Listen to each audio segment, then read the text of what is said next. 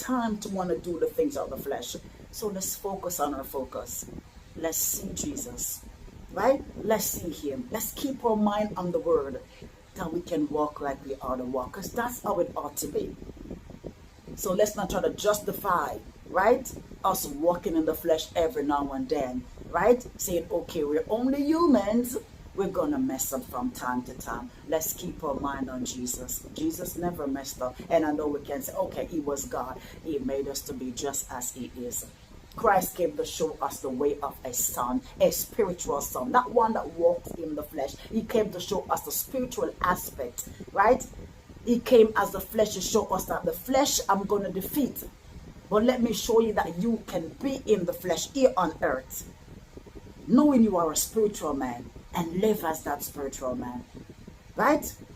So let's see Jesus. That's how we ought to look at him. We ought to look at him and keep on looking at him and see that Jesus walked out and he lived a perfect life. He honored the Father. He honored the Father, right? So let's do the same. All we gotta do is abide by the word, be hearers and doers of the word. That's all we have to do. And I'm including myself, you know this, right? That's all we got to do. Keep our mind stayed on Jesus. So let's continue to do so. Stop look at the arrow. Stop look at the mess. Just look at Jesus.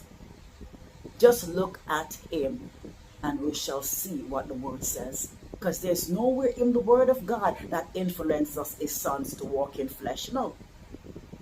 It influences us to walk in faith, to stand in the beauty of his holiness, right? To be ye holy as he is holy.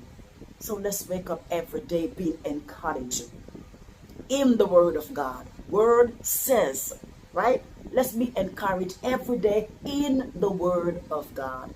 Let's know that our God truly loves us. Let's know that he cares. Let's take the scriptures to heart.